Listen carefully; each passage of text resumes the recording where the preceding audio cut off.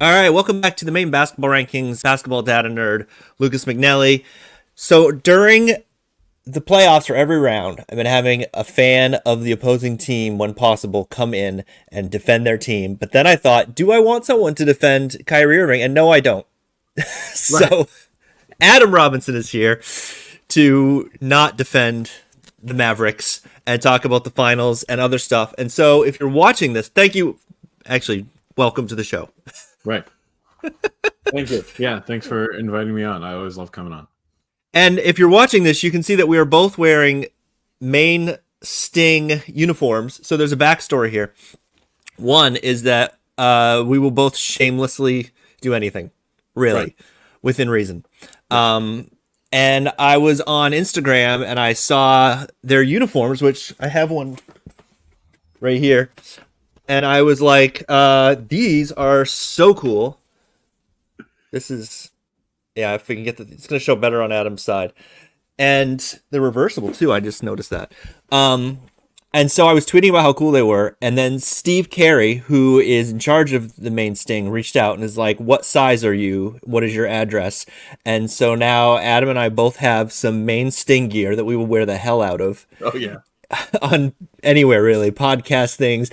And here's my question for you, Adam: is do you think this counts? So the MPA's rule is you can't wear team apparel while you're using a press pass at the tournament. But does this count? Because this is AAU.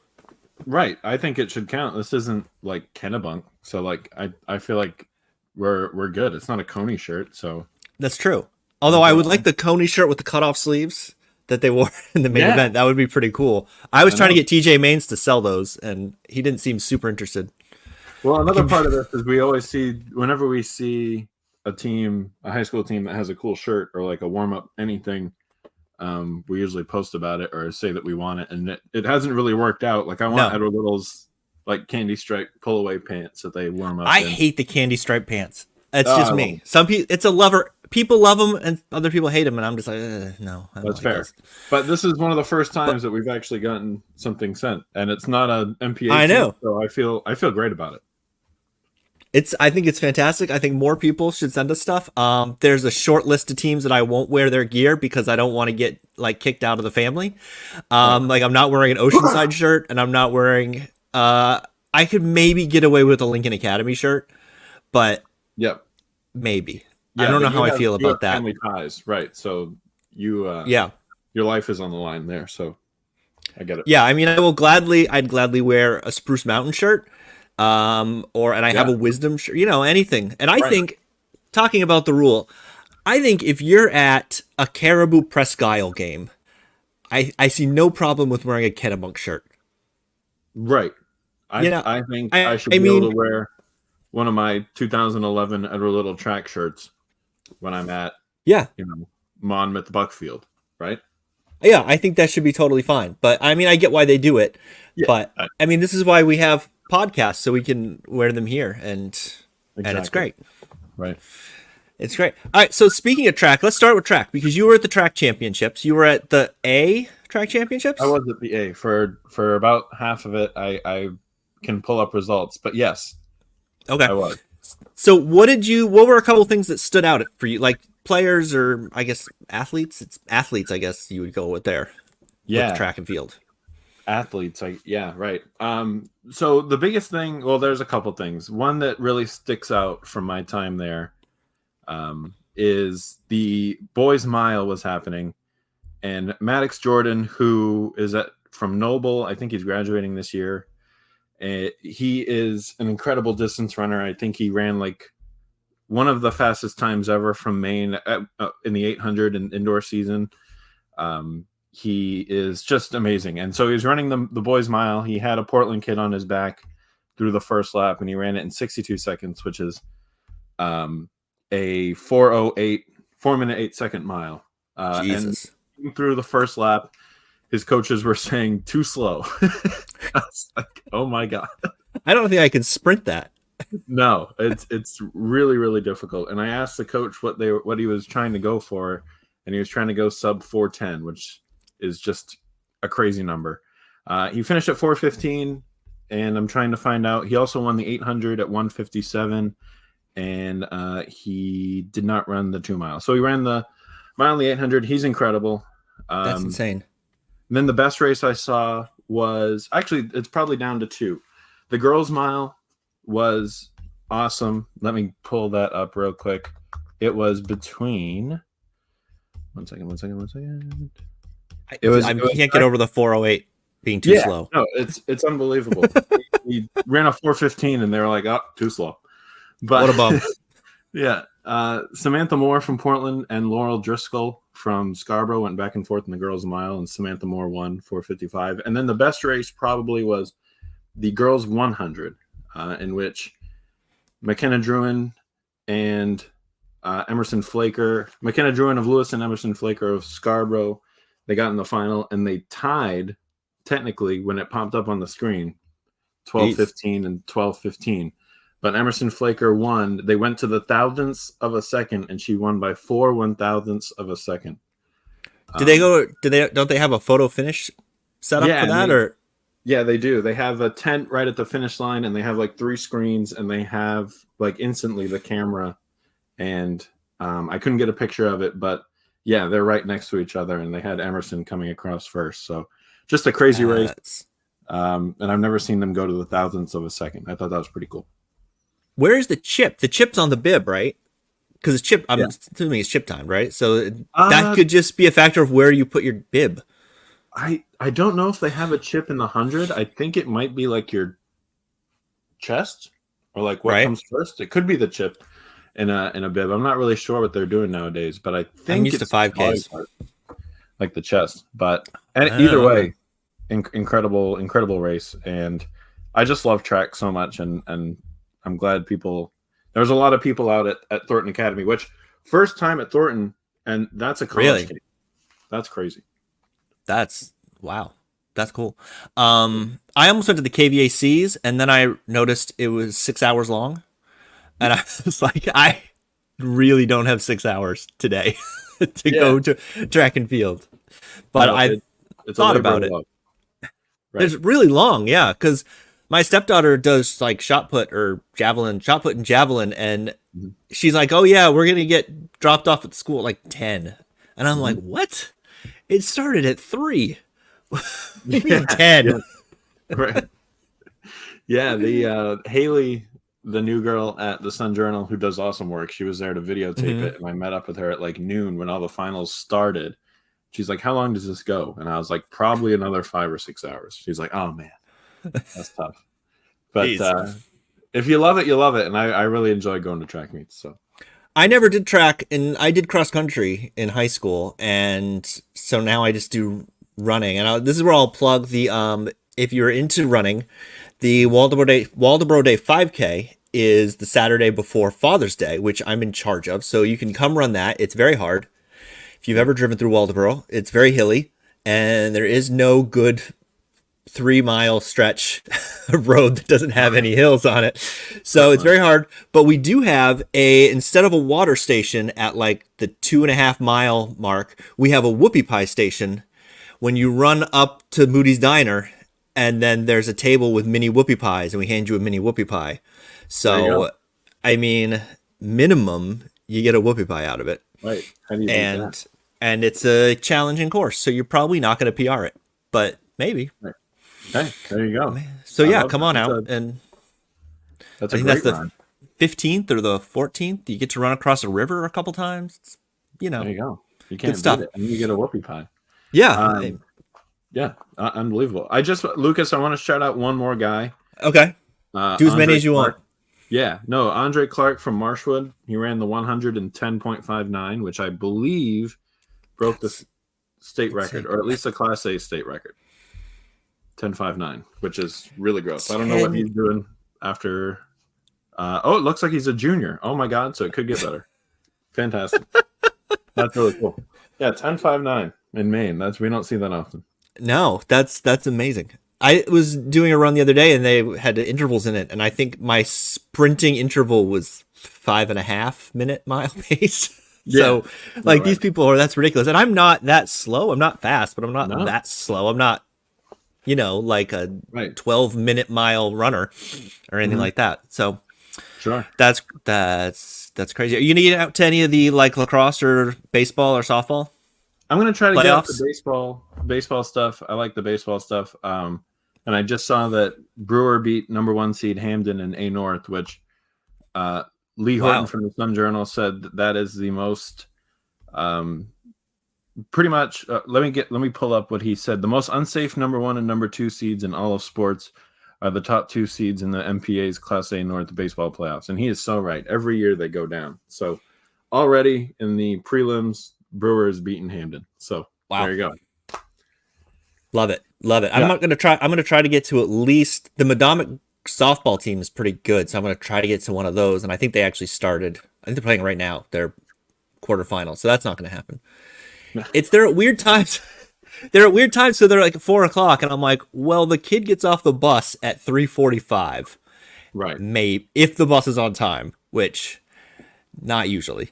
And so to get there to get something at 4 o'clock, then is it's hard enough to get him to his little league practice at 4:30. So it's a whole thing. It's a whole thing. Yeah. All right, let's talk about the finals. All right. All right, what is your favorite take that you have heard? And I'm assuming the most ridiculous one would be Yeah. because Well, this is too much time. It's way too much time for people to talk about this between games. We've had like a week and a half of no Celtics, so people are just trying to fill space. I think today Stephen A. Smith said Oh boy. that he's picking the Mavericks because Kyrie Irving is the only champion on the floor, and Drew Holiday plays for the Celtics and starts. That's okay. And Al Horford won twice in college. Right. Yeah. Back to back for Florida. So that's a really good one. I don't know what you've heard. I mean, there's just so many that are going through. I think what this is showing us, and it's really becoming more and more clear by the day, but I think this layoff has really shown the value of the podcast over the talking heads and the sports radio hot take machine. Right. Because you can listen to like we all have our issues with Bill Simmons, but we all listen to it anyway. And or you can listen to John Corrales does the Locked On Celtics podcast, and various people like that, and it's so nuanced and in depth and interesting, being this long form thing. And then I'll run ESPN, and they're like, "Whoop de doo!" Yeah, who can say the dumbest thing, the most memeiest thing possible, and it's. Outside of Pardon the Interruption, which can sometimes do good things, there was that nice clip about Caitlin Clark they had, but geez, like I don't know how people watch these shows. I don't watch any of them. I just see clips online, and I'm like, this can't be a whole. Like, how many hours of this do you guys do? Yeah, it's really incredible. Like I've gone to my parents' house a few times this past week over the last week and just complained about. My dad wants to kick me out every time I come over because I just complain about the Jason Tatum slander that he gets. Yeah. That he's not a top, whatever you want to call him, 5, 6, 7 guy. When he's in this playoffs, he's averaged like 30, 10, and 6 or something like that. Something like that, yeah. Yeah, it's unbelievable. And then this, I know we'll probably get to it. I don't know when you want to, but the Kyrie resurgence. He's had one normal season where he hasn't. Shared a video or hasn't sat out home games or stuff, and all of a sudden he's back to normal and back to being super great. And there's so many different things that have been frustrating to me. The Kyrie thing, one reason I don't want to have anyone on here to defend Kyrie, because like there's breakups you have and there's exes that you can still talk to, and there's exes where so there's a song, one of the kids got me listening to this artist, and the song goes, "My kink is watching you ruin your life." Right. And that's how I feel about Kyrie. Yeah, exactly. like I wish nothing well for him. Like, I don't want him to be in the league. He quit on teams, he lied to fan bases, he quit on multiple teams. I mean, and then I'm like, okay, and then he starts getting with the anti-Semitic documentaries that he's promoting, and I'm like, whoa. And then when people said, hey, buddy, that's anti Semitic, and he didn't immediately go, oh, my bad. I didn't realize that, and tried to defend it. I was like, no, I'm out. I'm out. Right. I don't care if you score 80 points a game. Mm-hmm. Like, no, Yeah, I'm it's done.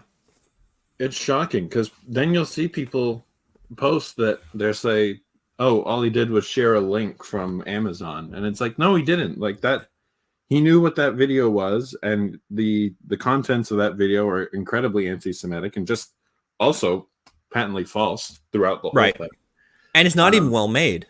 No, it's not, and so we can't just like forgive him for things like that because he is playing decent basketball and hasn't caused a stir in a year. Yeah. And yeah, the quitting on teams like in Boston, he made that commercial with his dad, who he's like, I want number 11 to be up in the rafters one day. He wrote that. And then a year later, everything happens with Boston and he says a bunch of stuff and then he leaves. And he did it with the Nets.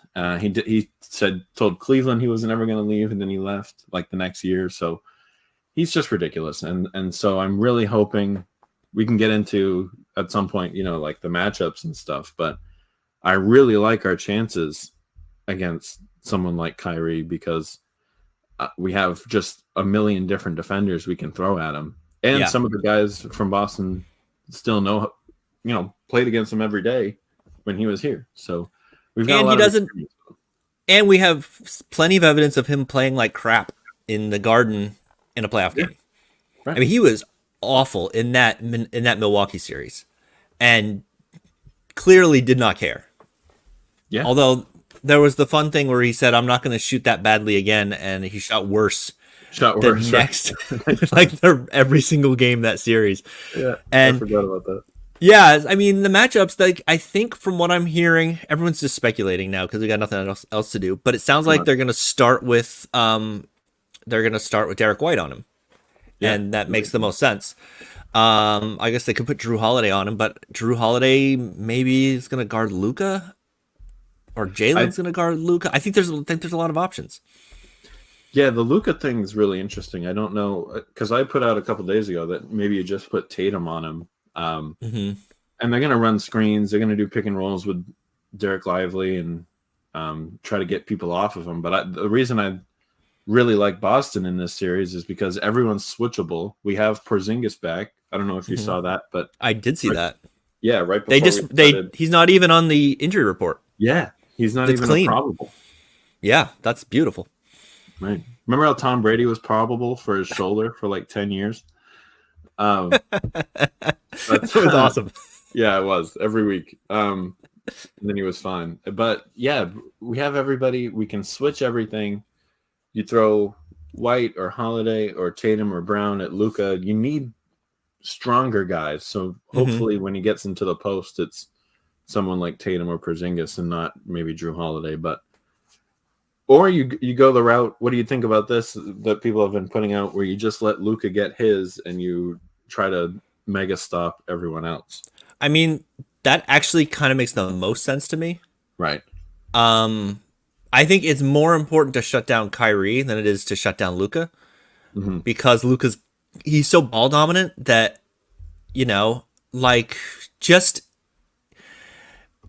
I think they're at their worst when his usage rate goes up. And so if you can encourage that, that's got to be a bonus. And then, on the defensive end, who is he going to guard? Yeah, no, I don't know. I mean, I think they're going to hunt him. If it was me and I have like 1% of Joe Mazzulla's basketball IQ. Did you see the thing where LeBron called him a genius the other day? Yeah, because I watched the clip, and LeBron was talking about how if you're up 6 late in the game, you should foul. He's like, you should. I was thinking about this the other day, and then JJ Redick said, "Yeah, Mazzulla just did that in the overtime Pacers game. They did that. They went up 6, and when like 19 seconds left, they fouled. And yeah, LeBron went on this like minute and a half thing about how he really, really likes Joe Mazzulla. And so people like me who just complain about little things I see during the game, obviously I have no idea what I'm looking at. And someone like LeBron who a basketball savant. Yeah. Obviously sees something in him. So I mean, there's a reason they elevated him from the back row there yeah, of the coaching staff, and I think he's been fantastic in the playoffs and this yeah, whole season. And he's calling timeouts, which is nice. It gives yeah. people one less thing to complain about, and his attitude is in the press conferences is just amazing. Yeah, today they asked him about like the bright lights of the finals, and he said if the I lights are saw that. unless the lights are changed, they've been the same the whole playoffs. And I was like, Yeah, it's like unless they swapped out the bulbs, I think. yeah, right. He's amazing.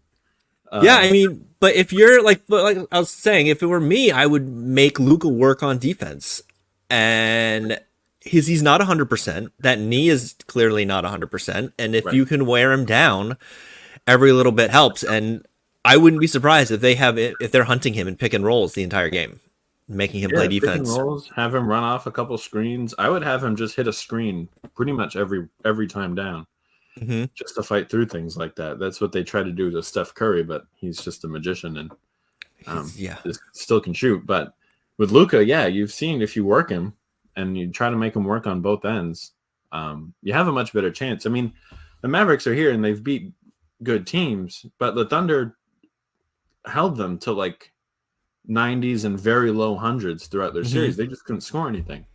They yeah. just couldn't hit shots. And Karl Anthony Towns last round couldn't hit the broadside of a barn for most games. So Anthony Edwards finally got tired. I thought he was like a superhuman.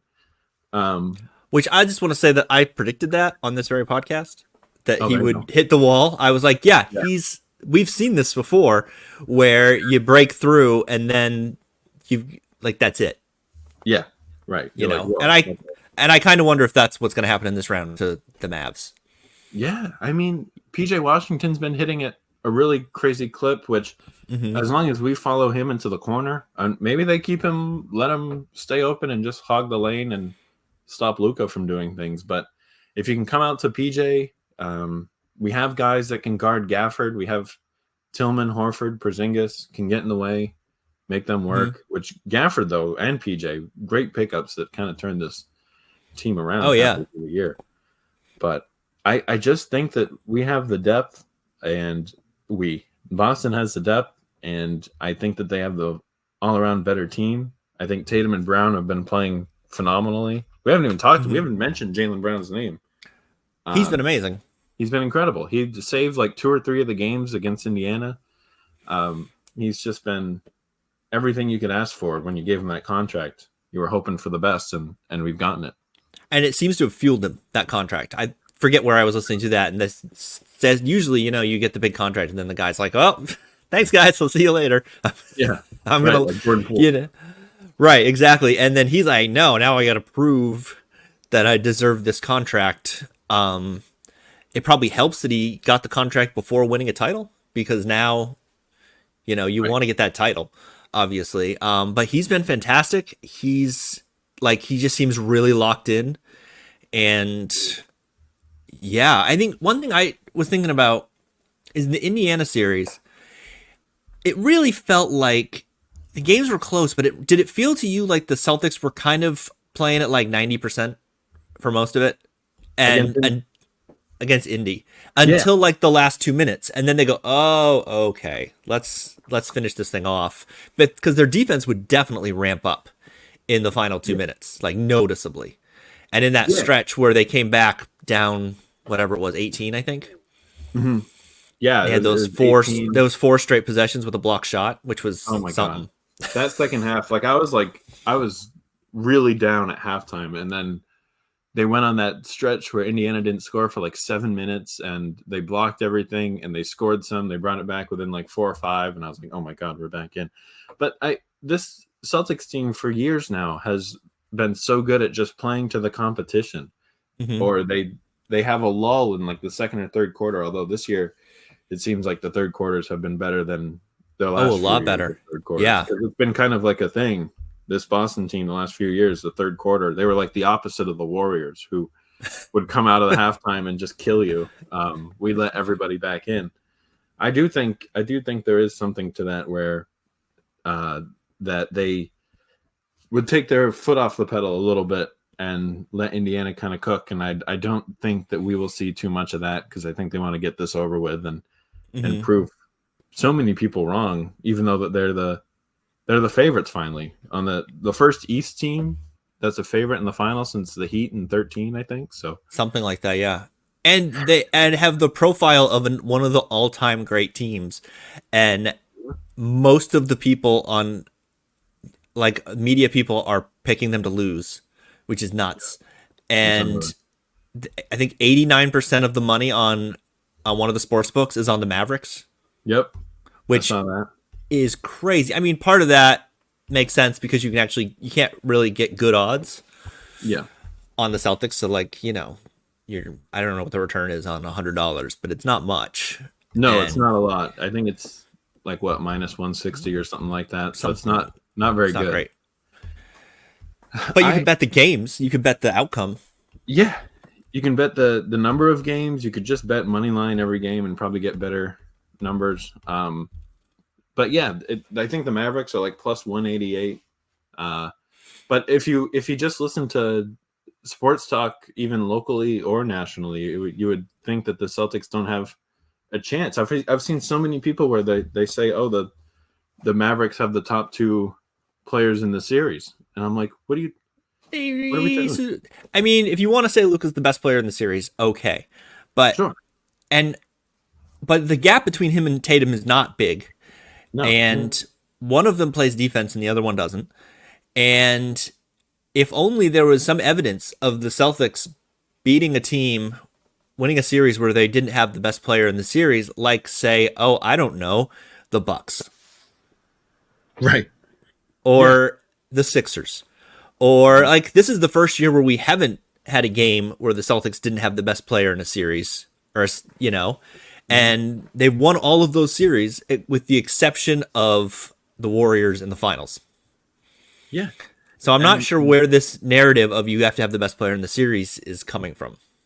Yeah, I have no idea. Like, you listen to Simmons and Russillo and people that kind of know basketball a little bit, and they make kind of decent points where they're like, the Celtics have been in the Eastern Conference Finals, it seems like almost every year actually, since like 17, 18, right?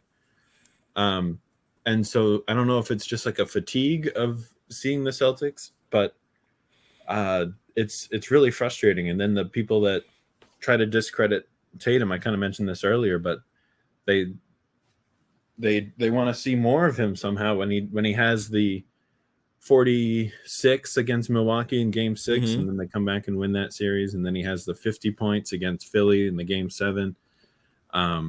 He's had just game after game. He had the game winner a couple years ago against Brooklyn. I was at that game. Were you? Oh, yeah. That's awesome. Oh my God. I was behind the hoop, but like way up in the top section. It was so cool. He has the overtime against Indiana where he had 10 points in overtime this year. Yeah. He came out and scored like the first like 6 or 8. Yeah.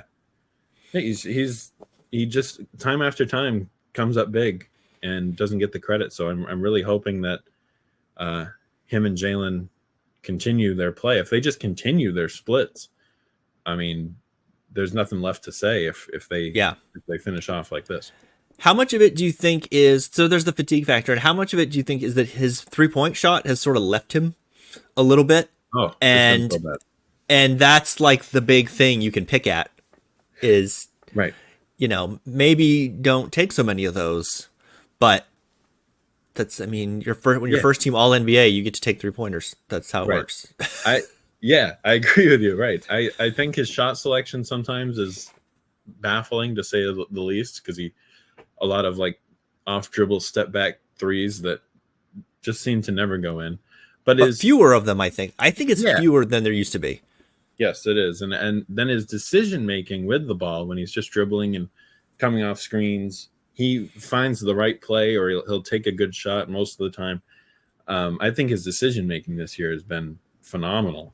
Oh yeah, it's much improved. Yeah, and Jalen, I mean, when he was drafted, he was supposed to just be like a tough defender, could maybe shoot a little bit. Hopefully he's some kind of like, I don't know, role player guy, maybe a little bit better than a role player. I never saw this kind of scoring. When he's on and scoring and going to the basket, there's not a lot of guys that are better than him because then he's also doing that level of play on the defensive end too. Yeah, and his defense seems to be much more locked in than it was last year. There's way more.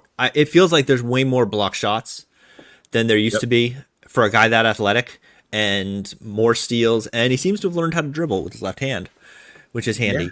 But I think that was partly just that Miami they make you play in a rock fight, and it's like they treat everybody on the team like they're Caitlin Clark. And they're just going to beat the crap out of them.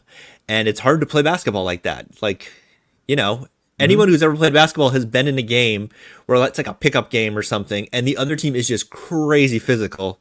And you're like, dude, what are you doing? Right. Back off a little bit. Why are you shoving me? I don't have the ball. Yeah, right. Exactly. Chill, man. Yeah. And that's Miami's whole thing. And last year they beat us because they had just an all-time shooting series. Every time I get reminded of some of those numbers, I'm like, come on. Yeah, and then they did it again in Game 2 this year. But yeah, I was like, here we go. The basketball gods bailed us out and didn't make us do that twice. Right, dear God. Yeah, that was terrifying. I was after Game 2. I was in a dark spot this year, but they bounced back. We have to do a pay-per-view feed where it's just you watching games.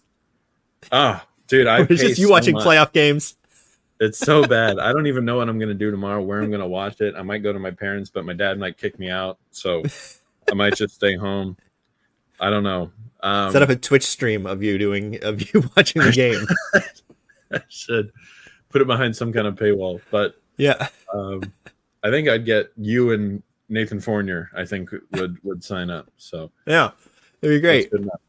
But yeah, no, it's really not fun. Like, it's fun at the end usually, but it's a stressful experience. So are you one of those rust versus rest guys? Are you worried about the 10 days off here? I would be worried about the 10 days off if the Mavericks didn't also have 10 days off. Right. So I think it's equal, basically, like give or take a day. So I feel like both teams will be as equally rusty depending on who is better prepping for this thing. And it seems like Boston's doing all the right things. I think I read somewhere they got 2 days off, like off, which is I think Tatum crazy. Went to like St. Louis or something. Like, I think they all kind of like just had their own couple days and then that's so smart. Yeah, I think that's one of the perks. If you get done early, then you have some days off. Yeah, right. And I think that this team they've been around it. This isn't their first playoff run ever. I think that's a big part of it. Yeah, I think making shots at the beginning of Game 1 is going to be huge because all the nerves and stuff. I think that you could maybe get a little bit of a run early if you hit your first couple shots. But that reminds me of when Marcus Smart would be on the team and he'd hit his first three, and sometimes that's like the worst thing that can happen because then he was like, "Oh, it was wonderful." Yeah, green light, which was wonderful, but also maddening sometimes. But he does hold the record for most threes in a game by a Celtic. That's true. Like made, true. Not taken, made. Yeah, no, and Hauser almost broke it. But so here's a question: do you think what do you think happens with Hauser in this series? Well, I think they keep playing him because his defense is actually decent, I think. And at some point, a shooter's got to learn how to shoot again, right? He's got to snap out of it at some point. I think at the end of Game 4, when he missed a couple, they went to timeout and Tatum went right to him and was like, "Keep shooting, you're good." So they believe in him. They know what he can do. He's not a rookie anymore. I would just keep playing him and keep trying at least the first couple games. And if it's not, then you maybe shift gears to someone else. But right. I think they'll think. If it were me, I would keep playing him. I would encourage him to shoot. And I would be using this time to back to basics on mechanics sort of things. Yeah. And just getting him reps and trying to get his confidence back. And then I think he's going to have a game where he hits 5 threes in this series. I think there's going to be a Hauser game. I don't know when. I don't know if he's going to be good the whole series, but I think he'll be good for at least one game. I'm going to put him in a parlay single game.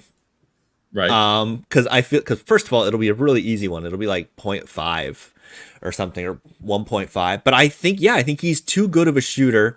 And for all the talk of how good the Mavericks defense is, and I don't think it's that good. And he's going to be open in the corner Yeah, because quite you a bit. have to leave him a little bit open because you have too Yeah, many different guys to worry about. yeah. I mean, I don't know how many of the Pritchard, Hauser, Cornet minutes we'll get of those three on the floor all at once. Right. Um, you know, but especially I, with Porzingis back. yeah, I don't know how much we'll see of Cornette. I would be okay with him out there if Lively is out there for his 20 minutes because Mm-hmm. similar size and neither of them are going to shoot from distance. They'll come out on pick and rolls, but I think Cornette's actually kind of smooth with his footwork, and I think he kind of knows where he's supposed to be. So, I love but Cornet. I'm just a big fan. yeah, same.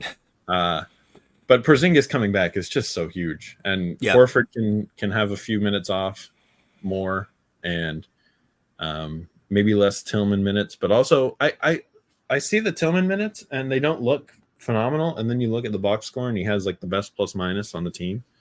I saw somewhere that he has the best post numbers in the league.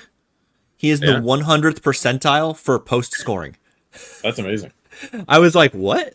Really? Yeah, because he Okay. can't shoot anywhere else. If he's That's true. outside, it's gonna miss. Yeah, That's true. I mean, I think the Porzingis coming back, the combination of Porzingis coming back and the stretched out schedule, I think is going to be really huge for Horford. And I think you can almost see when Horford struggles when the schedule gets a little stacked up and he's playing a lot of minutes, and then you just see it and he's like, okay, this is, and then but he gets a break. He has one of those big games where he hits 4 or 5 threes and has a little extra step bounce in his step. So I think I would expect him to have a big series actually in this. yeah. Do you want a prediction from me? Yes, we're gonna have to do a prediction. So this is gonna be tricky because every round the guest has gotten it right down to the number of games. Oh, geez. So there's no pressure. No. Mike Mandel got the sequence right, Wow. and Griffin was close on the sequence. He was I like think. he switched, I think, game 2 and 3, I think. We lost Something 2 like and he that. thought Boston was gonna lose game 3, I think, is Yeah. what he was. So And John yeah. Duke predicted a sweep. Oh, geez. All right. So there's no pressure No. at all, but you have to get it right, Okay, great. or you will be ridiculed in the public square. Yeah. Well, I or think my Twitter. first prediction is not a game one, but I think it's kind of a hot take prediction. I think Horford is going to retire after this year, and I Really? think that's why, because his Boston home is on the market. He's 38. He's been Is his home on the market? yeah came Ooh. out a couple of weeks ago that his home's on the market, and he's been playing his ass off this past couple series. I think he's leaving it all out there. I think he really wants to go out on top, finally get a championship, and then go in the Hall of Fame in a few years. That's my quick little hot take prediction. Because he's got 1 year left on that deal. Yeah, but if he got out of it, it would really help the Celtics cap stuff because we're paying everybody apparently. So, Right. but it's not my money. I don't care. Yeah. So, as for the series prediction, from the beginning, I've just 5 games has popped in my head a lot. And I know that that's kind of crazy with how people have been talking about Dallas and how close they think this series will be. And I think it could be a lot of close games. But I think if you handle Luka and you make him work and we keep playing, the Boston keeps playing at the level they've been at and just keep doing their splits on both sides of the ball, I just think that they're the much better team. Across the board, defensively, offensively. Porzingis, you can run everything through him, and they look unstoppable when that offense is cooking through him. Yeah. Because he's untouchable in the paint, and he makes great decisions, and we hit shots super wide open. When he's shooting logo threes and they're going in, you're just like, well, yeah, guess, right. What are you going to do? This isn't going to work. Yeah, and so they're going to have to send Lively or Gafford out there, or PJ Washington. Like, have fun, go do that. So I just think Celtics in 5, I think is my prediction.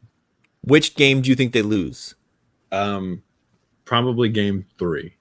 Three. The one Okay. in the one The in first Dallas. game in Dallas. So you're not thinking they lose game 2, media meltdown. What Oh I'm my most God, the afraid sky is falling. what I'm most afraid of is they lose tomorrow and they go down 1-0. Oh dear And God. I Yeah. wouldn't turn my phone on for 3 days until Sunday. So, so I'm Would hoping that that be doesn't. because you were in a alcohol induced coma, or would that be because? Yes, it would Okay. be that, and I'd be sad, and I'd be scared of the takes, Uh huh. and I'd have people like Nathan Fournier texting me nonstop, Uh huh. telling me the Celtics lost. So, I think I would just kind of uh, go away for a couple days, and then I'd bounce back on Sunday. All right. I could see that. I'm thinking of betting the lose game 2 scenario and win it in Yeah, 5, because I mean it does make a lot of sense, and I don't know why I have confidence that this team is going to rise to the occasion. right. I just feel like I know I make the joke a lot that this is, this is a game they would have lost last year, but there's a lot of games that they would have lost last year that Hmm. they won this year. And most of the games they lost all season long, and I think I watched most of them, Right. were either someone got on a crazy heater on Yep. the other team, usually a couple different people, like, Hmm. or like Dean Wade for some reason, Right. and Or the DeJounte or Murray game. yeah, or the game where you always have the game where you can't hit anything and nobody on the team can shoot. Hmm. And they've lost those games, but they've won a couple of those games. Yeah. But they haven't really lost the falling apart in the clutch games Right. very often, unless I'm forgetting them. It was like the Atlanta games at the end of the Hmm. season, which didn't really matter, but they hurt me and my soul. Yeah. Those were some There's, bad ones. I think maybe there was like a Milwaukee end of season loss that kind of hurt, but well, outside of those, there was the one Milwaukee lost where Milwaukee played like their lives depended on it, and the Celtics were like, I guess we've got to go to Milwaukee. yeah, All pretty much. right.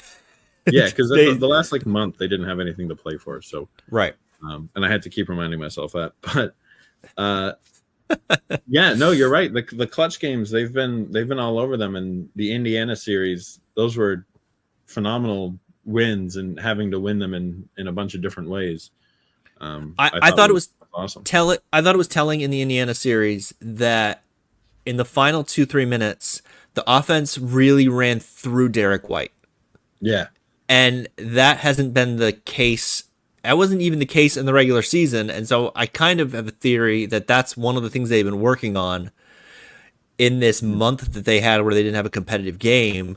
was, okay, we'll run the offense through Derek White in the final couple minutes instead of running it through Tatum, which Mhm. is the normal method. But it was a lot of Tatum and White in pick and rolls. And he's just so smart and so good in those situations that it makes sense. And it kind of makes sense that they wouldn't have shown that in the regular season. Because why? Right. Yeah. Why would they have to? I love that idea because then they have to stay out on Tatum and stay out on Brown, and Hmm. then he can go facilitate. Drew Holiday's been scoring really well Yeah. this second half of the season into the playoffs. I've liked his shot selection, and they're going in, so that's been really huge. You don't have And the thing with him where he sort of decides to, hero ball it, which you would see a little bit of in Milwaukee. But I think he looks around and goes, yeah, I probably don't need to do that. right, yeah, I don't have to jack up this three because they're not counting on me. I'm like their fourth guy. So it's been phenomenal. One other thing that made me laugh when you're talking about like funny takes that you've heard. I was looking at the Mavs roster, and they have Maxi Kleba coming back. Hmm. And a few days ago, Woj said Maxi Kleba is coming back, and they hope that he can guard Jason Tatum. And I said, please, I really hope I bet they he do hope guards that. Jason Tatum. Yeah, and it just goes back to their defense has been good, sure, but I just think Boston's offense is as well of an oiled machine as you can get, and the numbers, the net ratings, the records all prove it that they're like a historical team.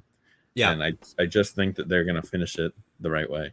Well, there's those stats where the Mavs had like the second best record in the league since the trade deadline, like Yeah. one game I think behind Boston, And you're like, okay, that's great, but Boston didn't have any games that mattered Yeah. in that entire time and still had a better record than you. Right. And we watched it. They were clearly screwing around in some Yeah. of those games. Oh Like yeah. they left the bench in that closing situation. I forget who that game was against. And Oh yeah. Yeah. Tillman made the game winner. Yeah. Like Right.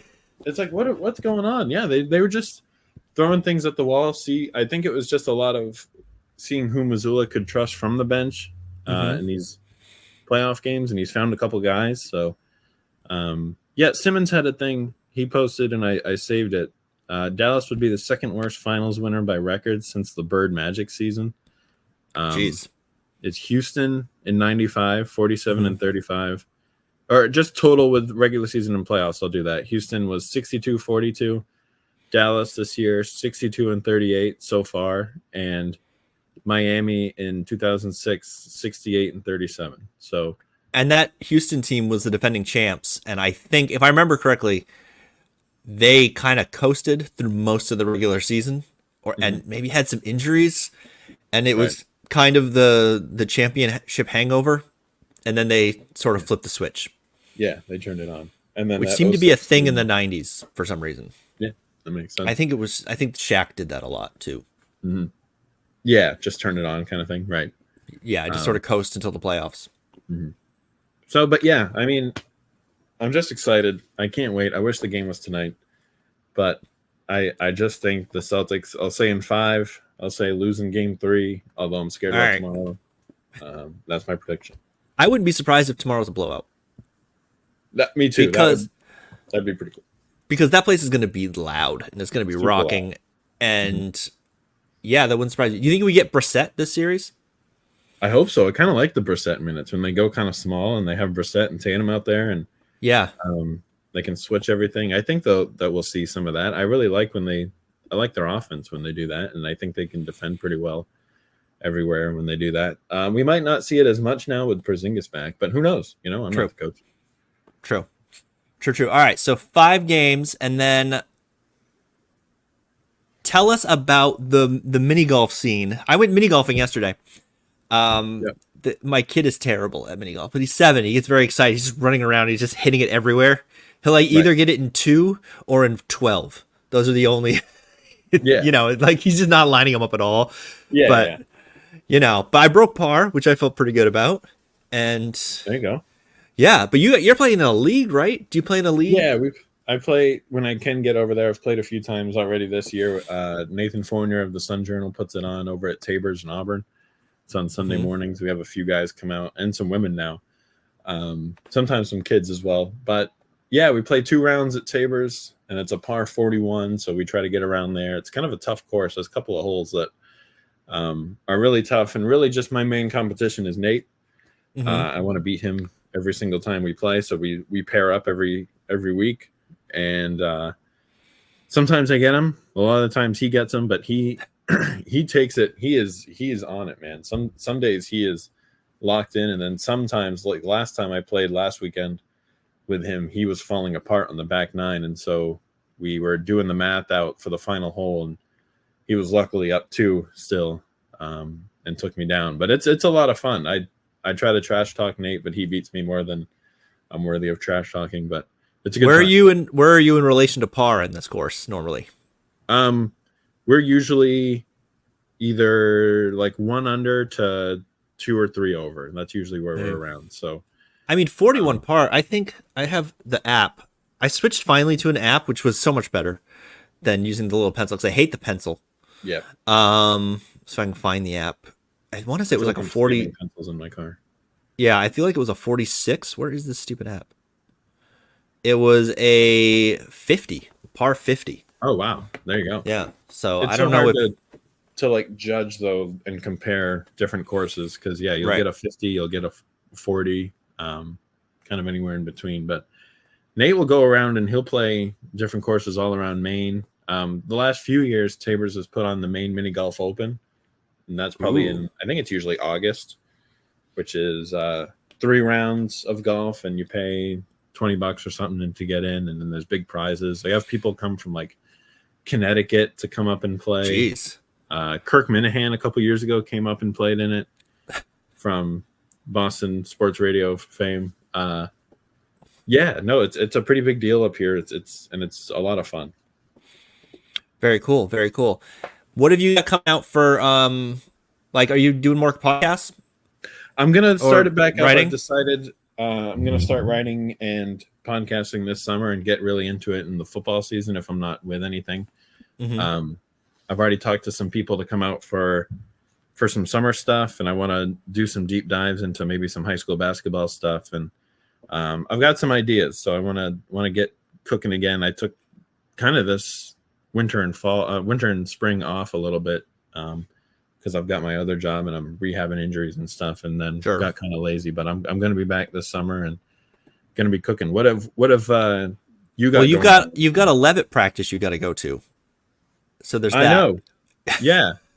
Hathaway, I mean, he doesn't. This has been a thing for years now where he wants me to come out and throw to his guys and play, right? That's what he was talking about? And apparently you were going to dominate is what I heard, but yeah, I think that's what I heard from you. So yes, exactly. I don't know how much faith I have in that. Exactly. I can't wait. I really want to like set up a camera somehow, or like have somebody film it. They have a really good videographer that goes to Levitt. Here, but Shields, Shot by Shields. Go follow him on social media. He's doing a lot of good stuff with the Levitt. He's got good stuff. Yeah, I wanna have him come out and I want to see how I do, because I can throw a nice spiral, but only not as far as Noah Carpenter can, who threw a no-hitter yesterday to win a playoff game for the baseball team. Did he really? Wow. Yeah, if he wasn't good enough at sports, there's that also. So that's crazy. Yeah, I mean, for me this summer, I'm going to keep the podcast going, and I'm trying to edit this movie, which is slowly churning along. And then it's driving the children all over the place. It's one of them is going to get their license pretty soon, I think, so that might help quite a bit, and then they can drive everybody all over the place, and I won't have to. Yeah, that'll be great. That'll be huge for you. But yeah, and then when football comes back, the fall sports rankings and all that jazz.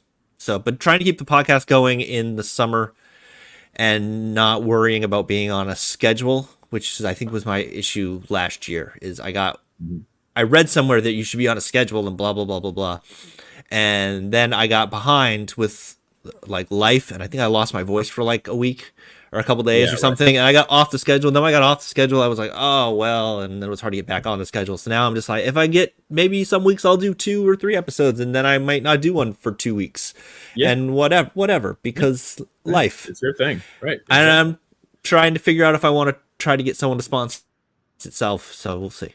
I don't know. Yeah, there we go. I mean, that would be helpful. Yeah, right. I don't want to junk it up with ads because that drives me crazy, and people just skip them anyway.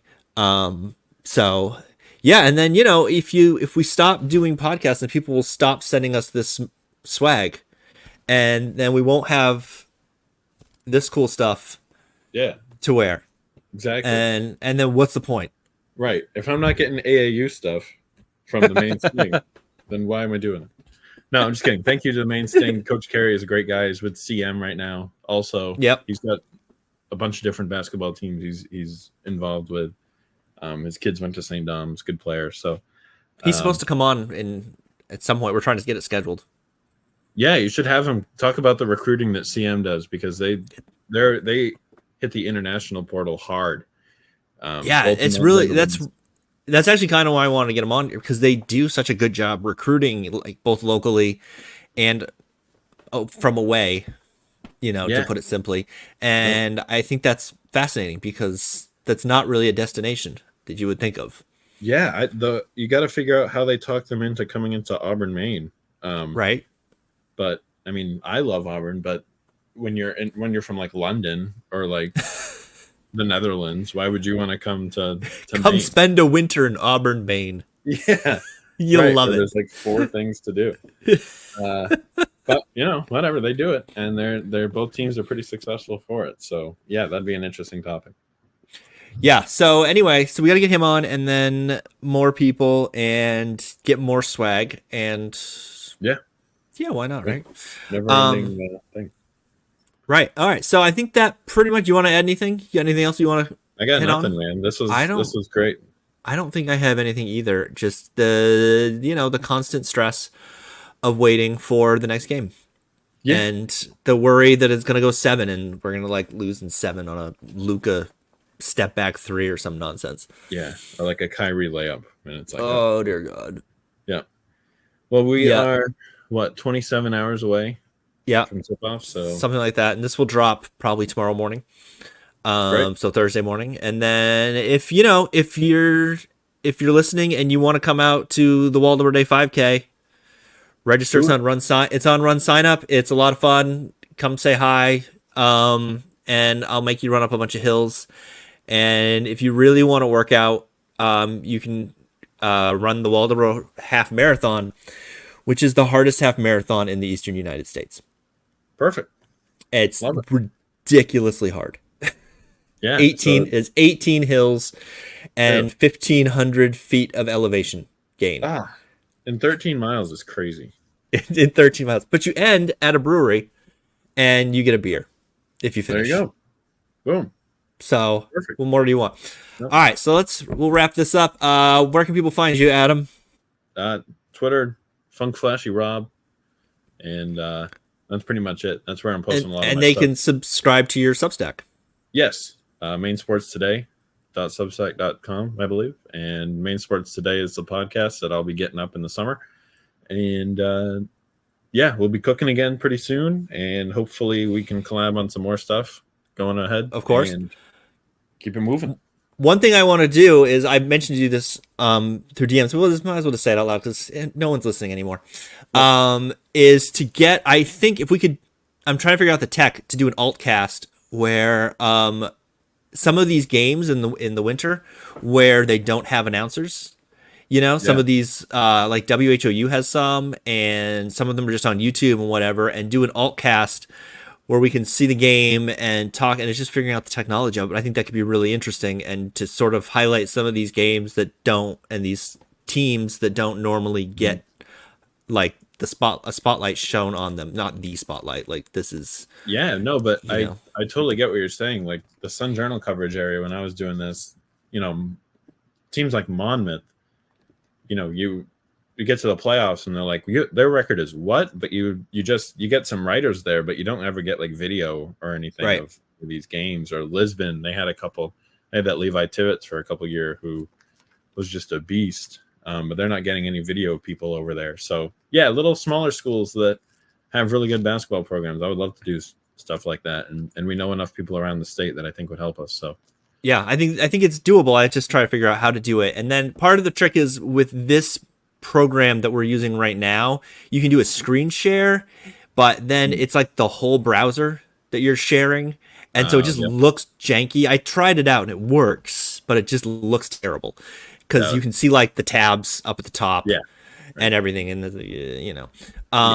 but I wonder if I used a second computer, if I could full screen it or something, or there might just be a better program to do it. Yeah. And just finding that out. But I think that would be interesting. Yeah, I think that'd be fun.